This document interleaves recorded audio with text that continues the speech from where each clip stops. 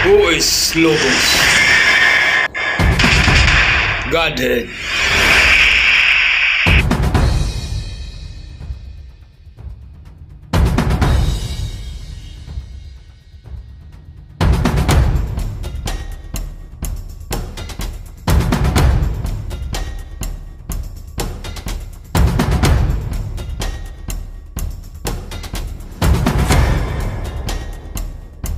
Unawa talaga nila sa Logos ay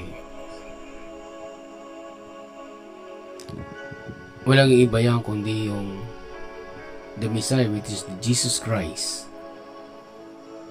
Sa tinutukoy nila yung Logos sa John 1:1. So sa John 1:1, in the beginning was the Word. The Word kasi is Logos, Theo. So yan ginamit. Pero sa this topic na ating i-discuss is about the ministerial meeting. Sa ministerial meeting ito, mayroong sa mga kapatiran na nagdi-discuss about Logos and who is the Logos. And alam namin na ang point of thought niya is no other than kundi that's Jesus Christ, that's Logos. So ang kanyang basihan na resibo ay ginamit niya yung quote ni Brother Branham. At ang quote ni Brother Branham, siyempre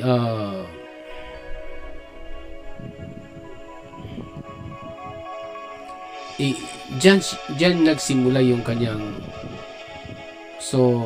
paniniwala kung ano ba talaga yung Logos, ano?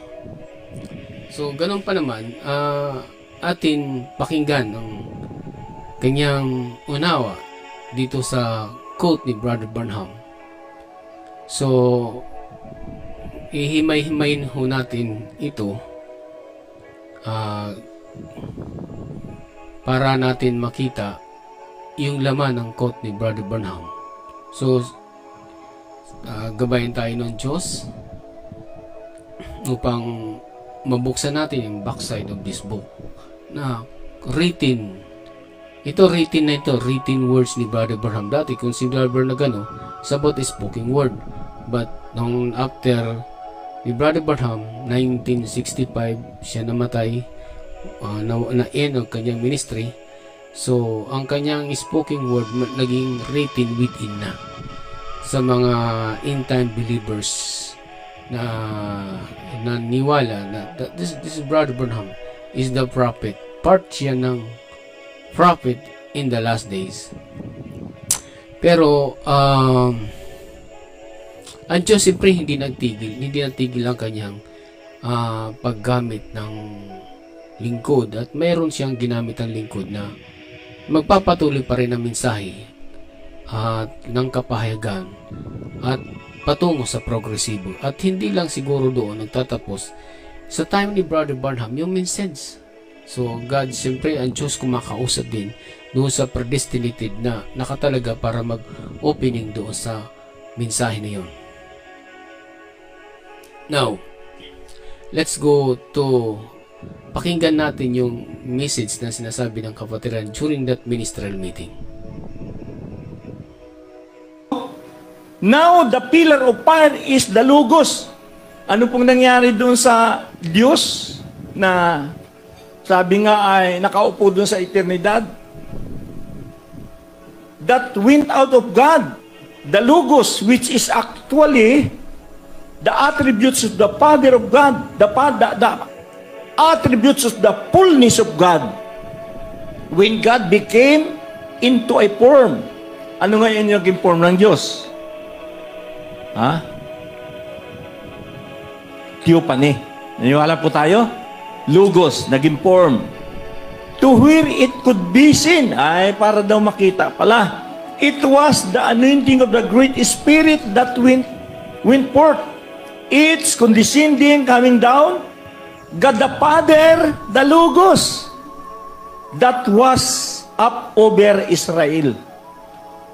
God the Father, the Logos, hindi yung makahiwala eh. Talagang ikinakabit yung Logos dun sa Father, mga kapatid.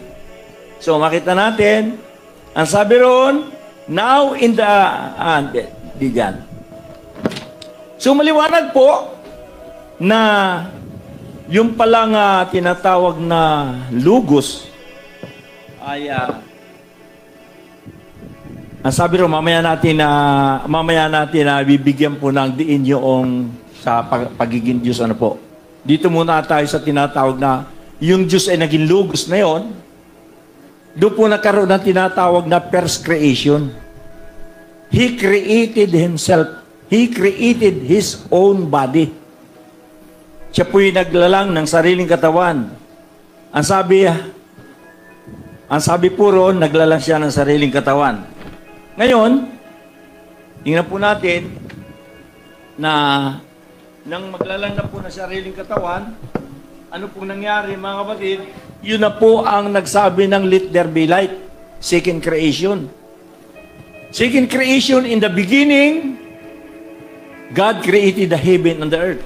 First creation, John 1:1. Second creation, Genesis 1:1.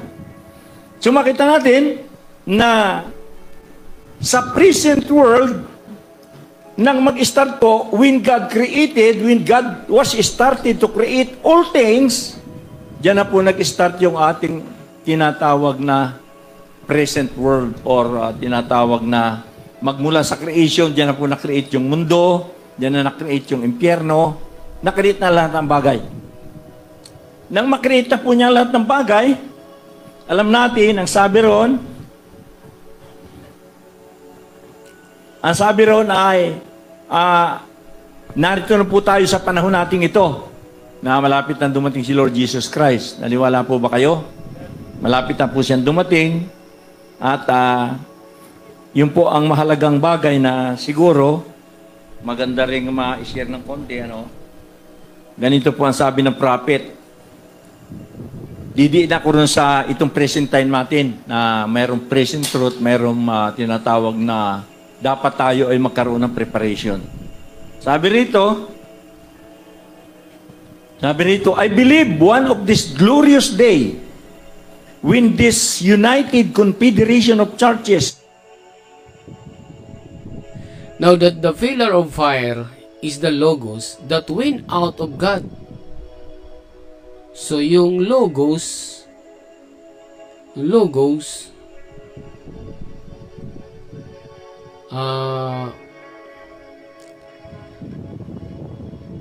that went out of God, the Logos, which actually the attribute of the fullness.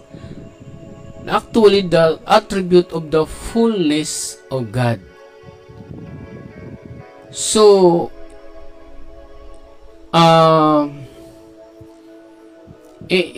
may kinalaman ito sa Colossians chapter 2 verse 9.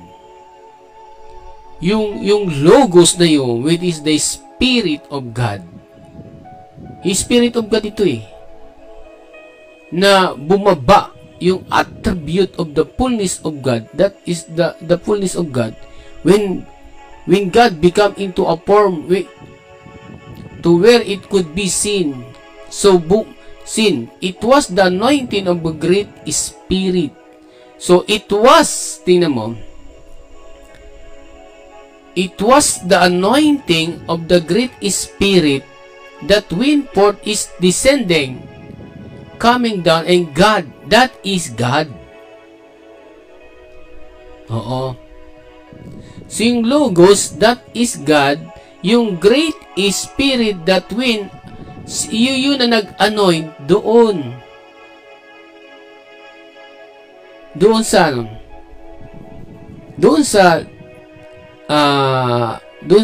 binabaan. So, continue tayo. Sino yung binabaan? Natural, that is Jesus Christ. Okay, sabi niya, coming down, God the Father, the Logos that was up over Israel, that He was holy, not sin. There had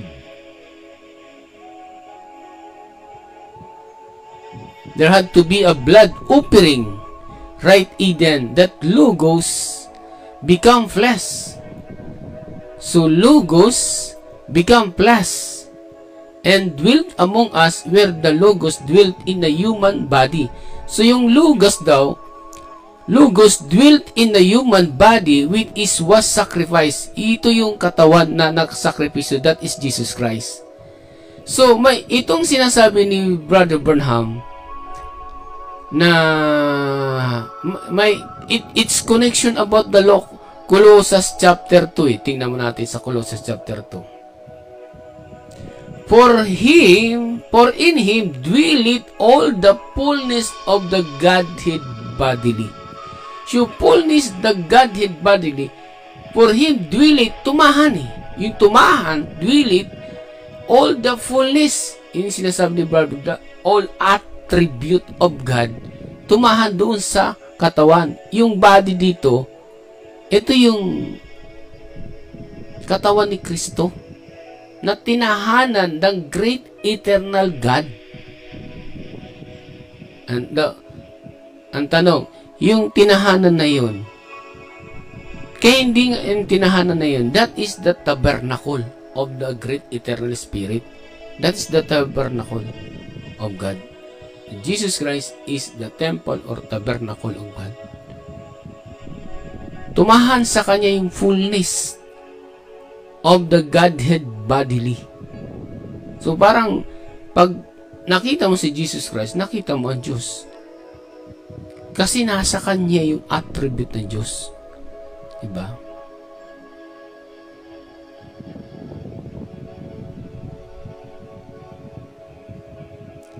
Balik tayo doon sa ano. Tingnan mo. Kino-connect lang natin ano. Ngayon, ito, sabi niya, when God become into a form, it could be seen. Nakita eh. Sino yung nakita? Yung katauhan ng tinahanan. That is Jesus Christ. It was the anointing of the great, and Diyos ang nag-anoint.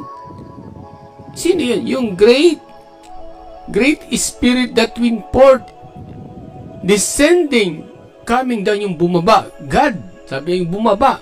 God. Yung binabaan, sino yun? Coming down, God, the Father, the Logos. Yung bumaba pala yun, yun ang God, the Father, the Logos. Diba? Doon bumaba doon sa ano, sa that the Logos become flesh that dwelt among us. Where is the Logos dwelt? In a human body. Yung Logos tumahan doon sa human body, which was the sacrifice. The human body is the sacrifice. Ito yung great mystery.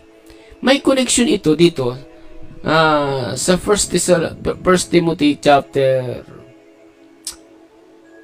3 verse 16 ata. So, konektado din ito sa sinabi ni Brother Branham na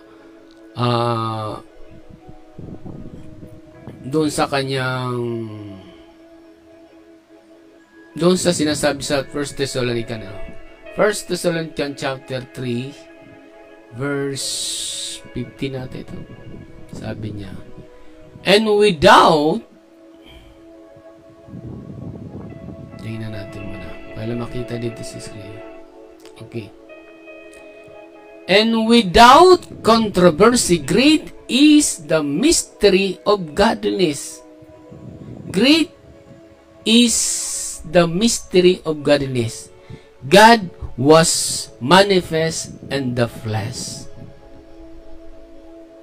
So, yung Diyos ay tumahan doon sa laman.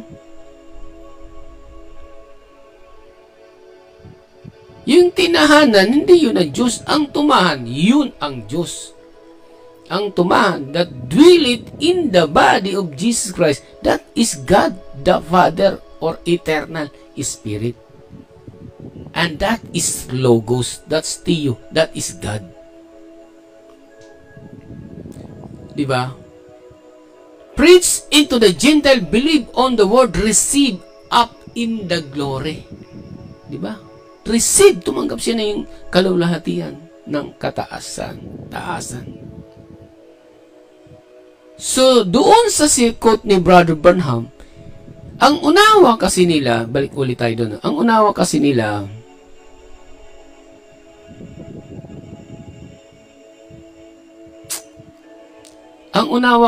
doon, itong sinacrifice nito, ito yung logos. Hindi. This body of Jesus, that is creation of God. The firstborn among the creation. Kaya nga sinabi siya yung first fruit eh. Siya yung na sinasabi itong linikha, no? Yung sinabi dito. Which was the sacrifice. Ito yung sa cross na. Handog eh.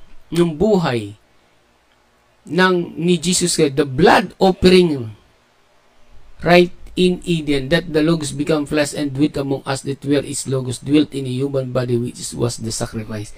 Yung human body, that is the sacrifice para doon sa mga kasalanan ng tao. That's the example of Jesus Christ during the crucifixion.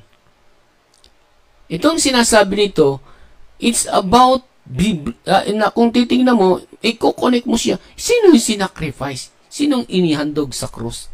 No other than the Son of God. Diba? Okay, tuloy. When man was made in the image of God. In the image of God. Who is the image of God? Kaya nga sasabi, the Colossians chapter 1 verse 15, the invisible, the image of God. May connection ito eh. Yung, when man was made in the image of God. And who is the image of God? Oh, look at the verse. Oh. Tingnan natin. Buksan natin yung First Colossus. Sa Colossus dito eh. Chapter 1, verse 15. Sabi dito. Who is the image of the invisible God? The firstborn of every creation. Sino yung firstborn in every creation? The firstborn. The firstborn, that is Jesus Christ. Is not God. Pero may pagka-Diyos siya kasi natumahan sa kanya yung great God, yung great eternal God. Diba? So siya yung image. Siya yung image. Diba? Siya yung Siya yung image of the invisible God. Diba? The firstborn of every creature. Okay. Hindi lang natin naintindihan So, dapat natin makita yung kalagayan nito na sinasabi doon sa quote ni Brother Branham. Kailangan natin madabtil, makita natin. Ito ba sinasabi ni Brother Branham? It's dovetail to the scripture. Diba? Kung ito ay nakakunik doon sa sinasabi, thou said the Lord. See?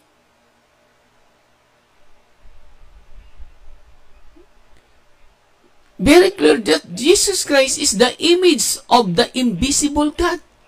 Because you could not see God because God is the Spirit.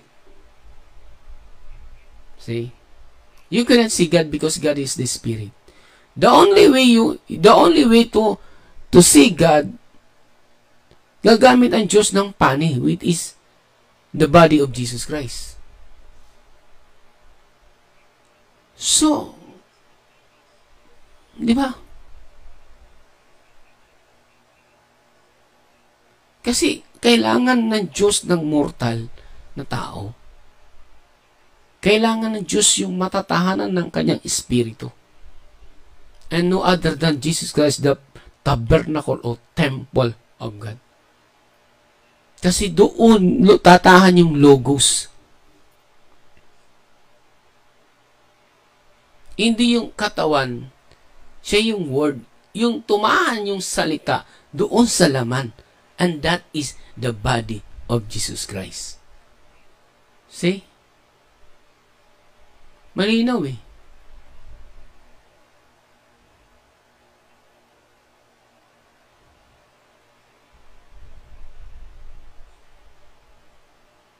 Malinaw eh.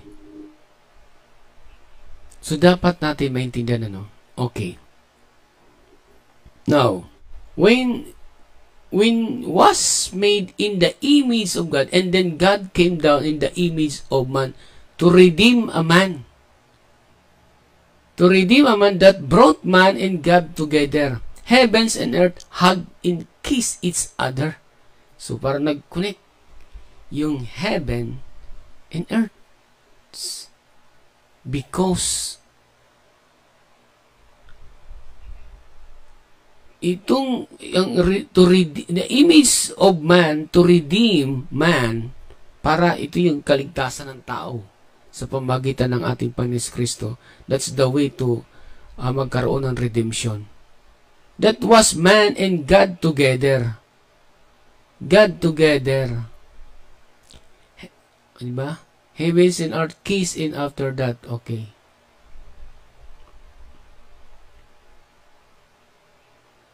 God and man embrace each other, fatherhood and sonship, when the Logos became flesh. When the Logos, sonship, when the Logos became flesh and dwelt among us. Iyon ang sinasabing great mystery. Yung Logos became flesh. Naging flesh siya kasi tumahan. Saan? Sa katawan ni Kristo at tatahan din sa iglesia. Yun ang great mystery na dapat makita ng end-time believers. No? And Jesus said, "I came from God." Jesus said, "I came from God."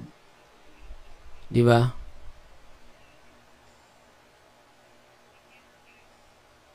So, malinaw, no? Jesus said, "I came from God, I go to God." And that's right. After his death, Jesus Christ, pumunta siya sa Diyos.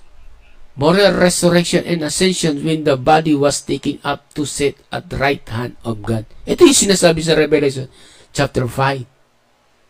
Tingnan mo sa Revelation chapter 5. Nung pagkamatay ng ating Panginoon Kristo, and go to God, pumunta kagad siya sa Diyos. And that's right, after his death, moral resurrection, pumunta siya sa Diyos. And that is what we call of this, if you look it in Revelation, makikita yun sa Revelation. Ito yung sinasabi ni Brother Branham. Revelation chapter 5. Oo. Sabi ito, and when, because a man without found worthy, 7. And I saw a strong angel proclaiming a loud voice, who is worthy to open the book and to loose the seals thereof. And no man in heaven nor in earth, neither under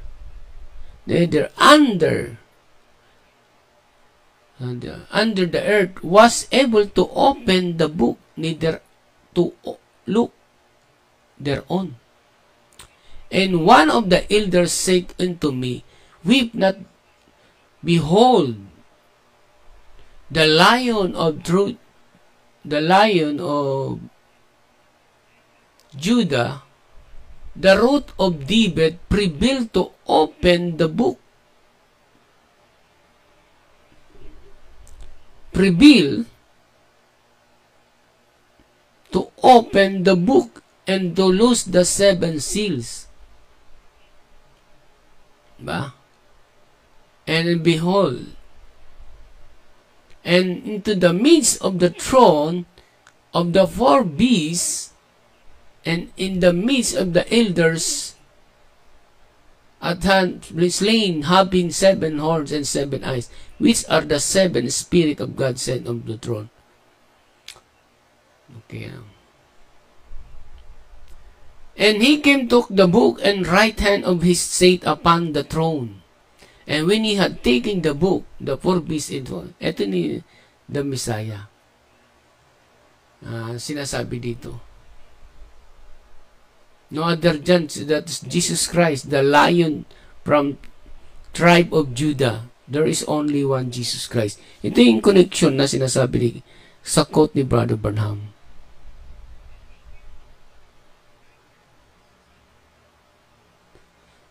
Yung sinasabi dito. Is that right? After his death, burial, resurrection, ascended, and the body was taken up and saved. A right hand. Yun. May itong sinasabi ni Brother Barna, it's connection in Revelation chapter 5. Nung umakyat ang ating Panginoon Kristo, umupo siya sa kanan ng Diyos. In go to God, that's right after his death. Okay? See? So now I don't mean God. God is right hand. God is a spirit. But at the right hand means in power and authority of God, that is in the name. Everything in heaven in name after is subject to it. Everything is earth in name after a subject in name above all names. That is Jesus Christ. Kasi binigay na sa kanya yung kay Jesus Christ, ibinigay sa kanya yung power of authority of God. You see that? Power of authority of God. Binigay sa kanya . And that in the name, everything, you say everything has heaven and then after in subject to everything in earth is named after in subject. It is the name above all names. That is Jesus Christ. That is Jesus Christ.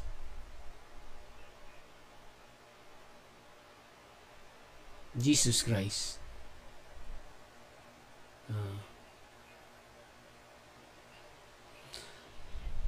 Okay? So dapat lang nating ito kasi ang ito hindi gaano maunawaan. Ginamit kasi nila ito yung quote. So yung ginamit nila yung quote na ito. So yun nga. Hindi lang talaga mahimay nila.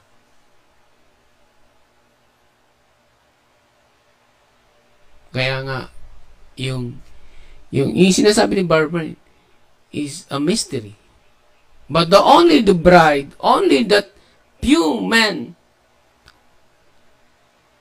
to reveal into open the great mystery in connection doon sa Bible, doon sa Scripture. Dito sa sinasabi ni Brother Branham. Diba? Kaya nga, sabi yan, now this logos that was in him. Ito.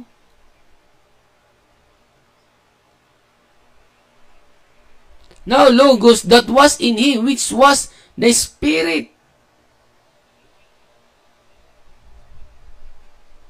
of God, the anointing through the sanctifying grace of the blood, brought many sons to God, many sons to God, which anointed with the same logos. Okay? Diba? Kaya ngayon, John 1:1 dapat makita mo, sino yung logos? That is not Jesus Christ. The logos is God. That is Theo.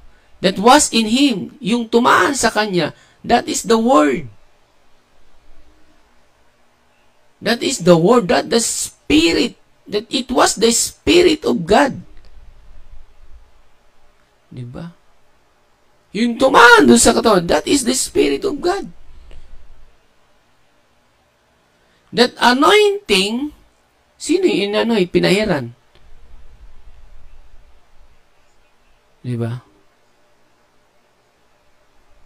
Walang iba nagpahid kundi yung Spirit, kundi ang Diyos. And that is God. And if you look in if you look in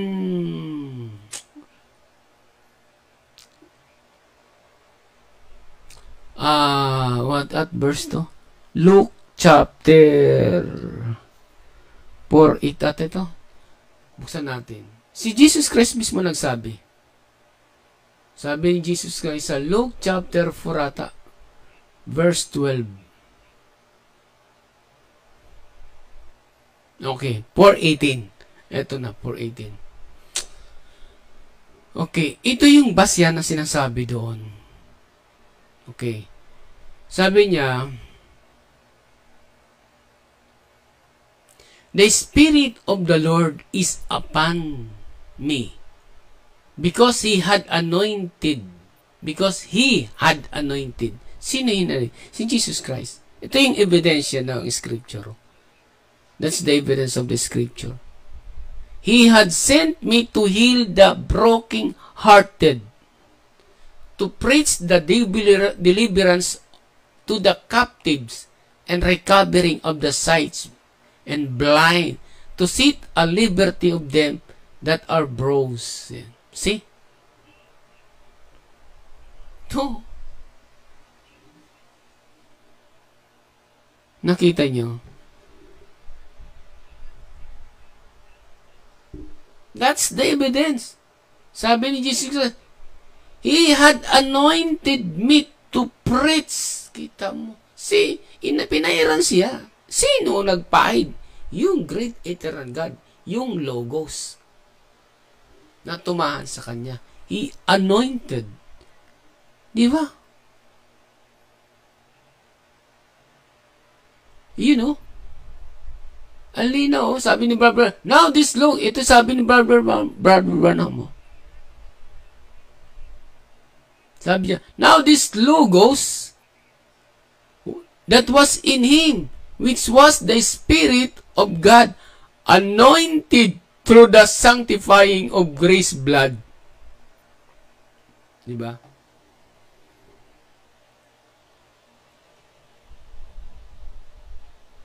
Alinaw. Hindi si Jesus Christ ang Diyos, yung nag-anoint, yung Spirit of God, dun sa katawan. Through the sanctifying of the grace blood. So that is the great mystery. Dapat makita ito ng mga tao na in-time believers.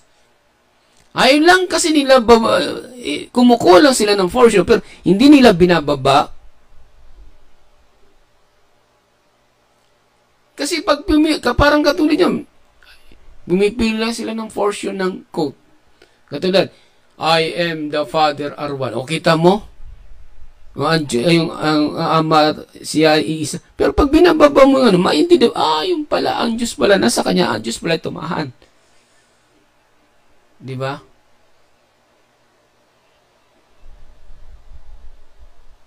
So, lino, which anointed with the same Logos. So, inanoint, the same Logos. Pinahiran. The same Logos.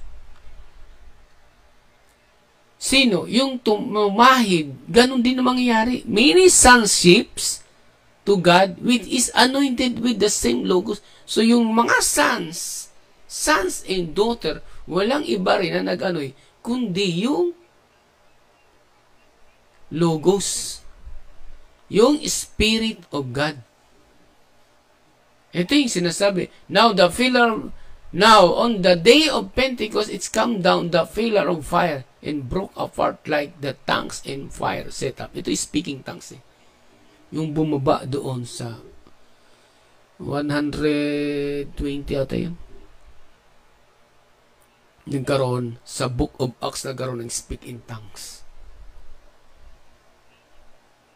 See? So, kung hihimay-himay, makikita mo talaga na pag nakita mo, oo nga pala, no? yung Logos tumahan doon sa katawan ni Kristo. Na sinasabi, the Word become flesh. Kasi yung the Word become flesh, kasi tumahan doon sa laman.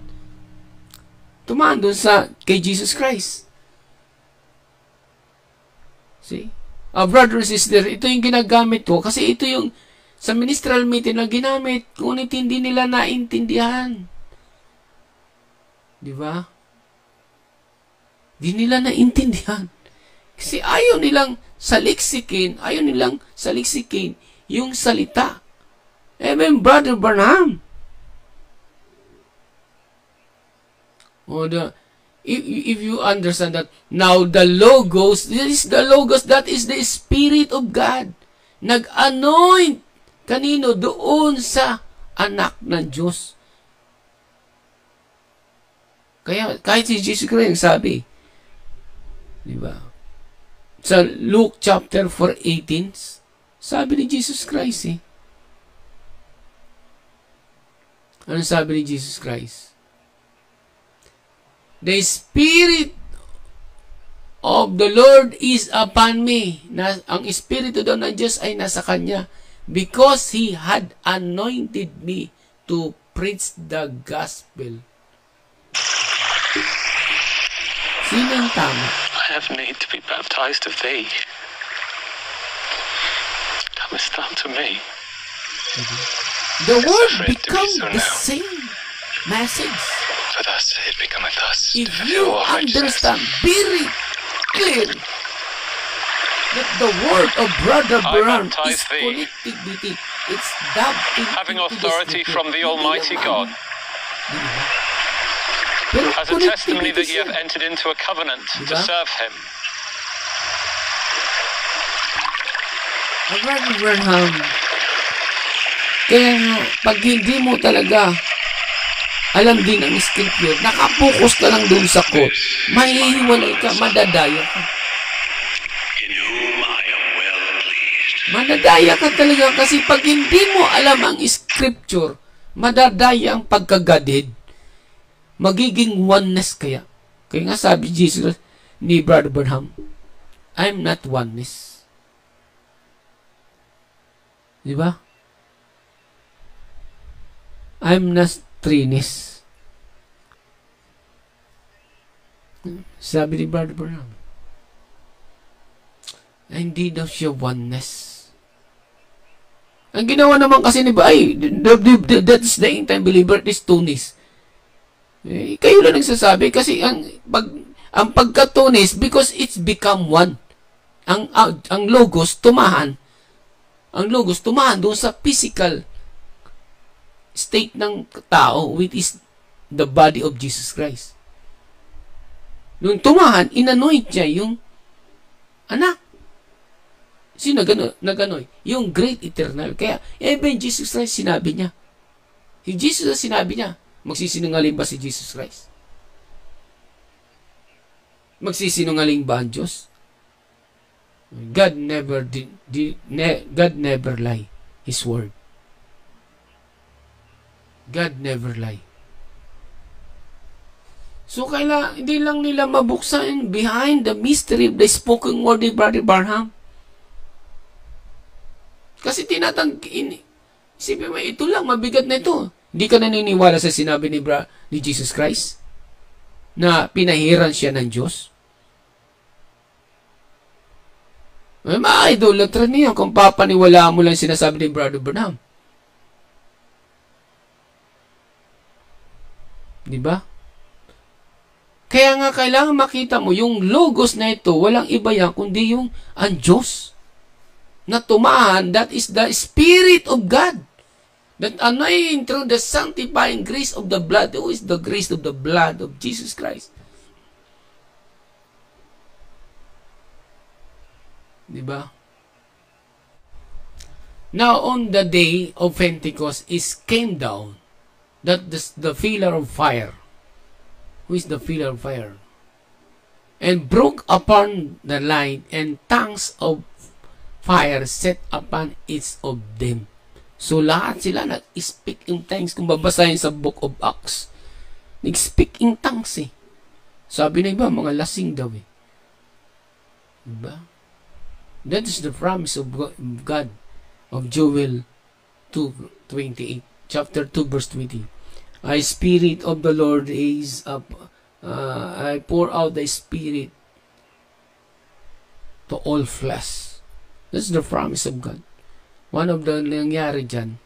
The verse that's happened, Jesus Christ. At sumunod doon yung Pentecost. Oh, diba? The Pentecost. Began to Jesus Christ the promise of God. And then the Pentecost. See the Pentecost? It came down that the pillar of fire, apoy. Yung sinasabi sa Joel chapter 2 verse 2, I will pour out my Spirit sa flesh.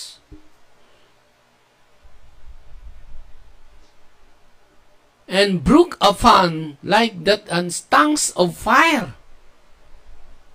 Tongues of fire. Ito yung nagsalita sila ng mga iba't ibang klaseng lingwahe.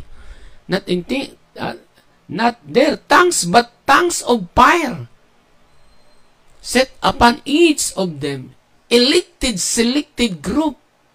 122 o 120 nandun yun eh. Lahat sila nag-speak in time, identified by this pillar of fire, showing that God had separated himself into a man. Do you get it? Separated himself into man. Do you get it? God, the Logos, yung Logos yun, that is God. Ito yung dati ko sinasabi. No, John 1:1 is not Jesus Christ. Because John 1:1 it is God. Because the Logos is God. And God is the Logos.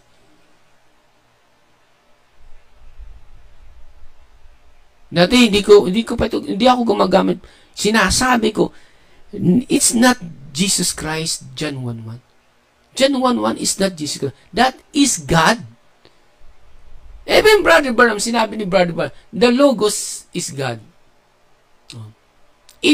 God, the Logos. Di ba?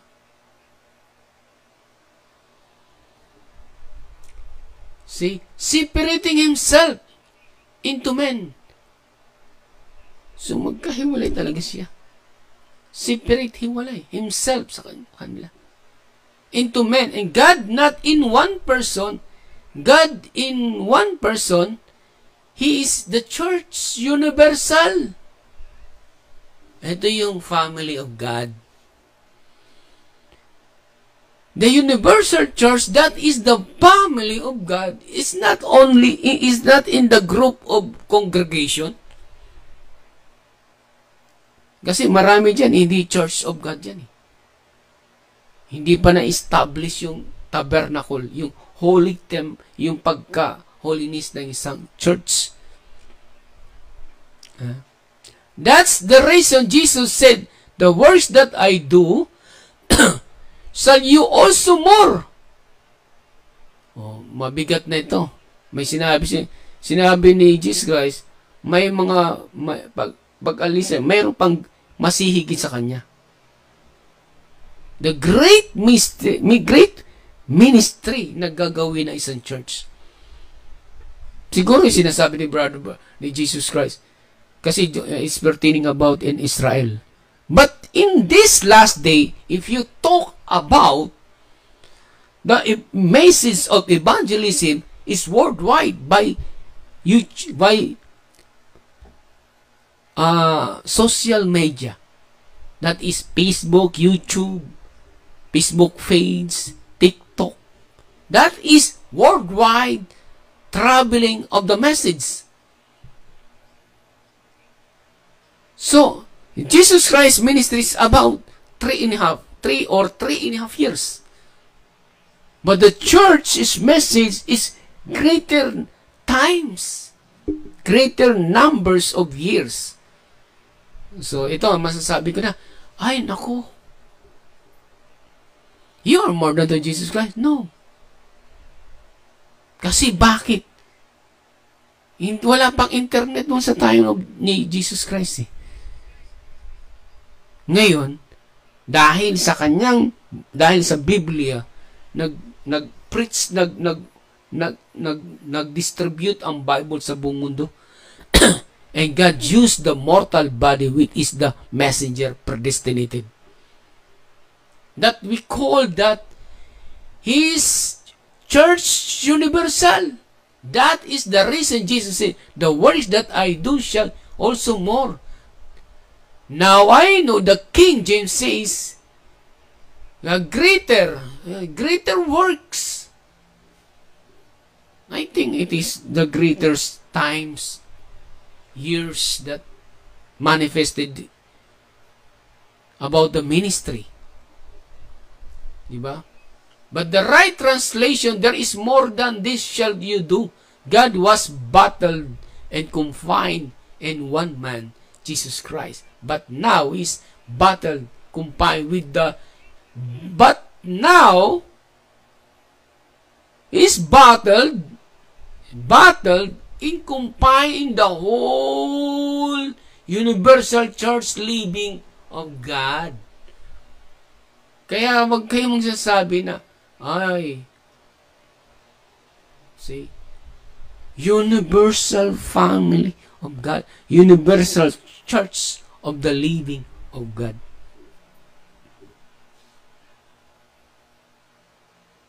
Kaya yung sinasabi, preach the gospel to all nation.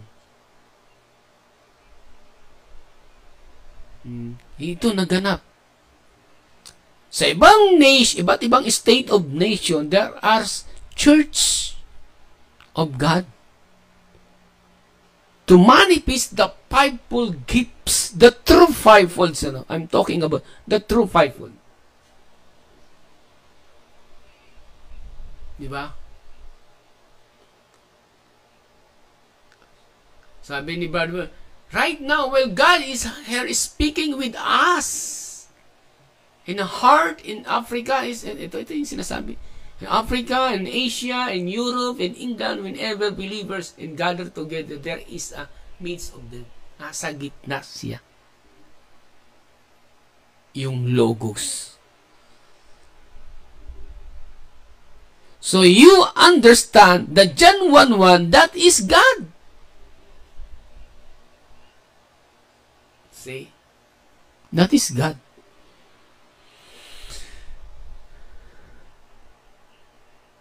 Dati, marami sa amin, mga kapatiran namin, there are many believers that speaks about what we call of this, speaks about John 1:1. And also, part ako doon kasi naniwala ko that John 1:1, that is Jesus Christ. Because the Word made flesh. Kita mo yung salita, naging laman. Hindi nila nag-iintindihan yung great mystery ng Diyos. Pumasok doon sa kanyang anak, which is a man, Jesus Christ. Yung one battle, naging many battle by universal church. Battle. See? Hallelujah. Pero dati kasi ang isipin mo dati, nilagay may progressive yung message Pero dati na ito renebuild na sa akin. Kaso lang, siyempre, sa ako, sinasabi ko yung ganito, ang dami ko rin napapaniwala dun Sa messenger, sa text messages, maraming na nakapanood sa akin. O sa message ko, no, that is not Jesus Christ. That is the eternal God. That is God. In the beginning was the Word, and the Word was God, and the Word was God. It's not Jesus Christ. It is God. That the Logos, it is God. That is the Spirit of God. Diba?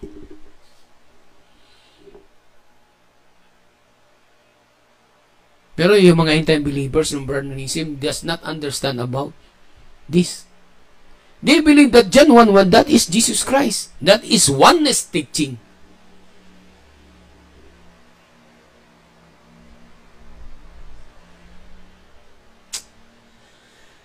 See?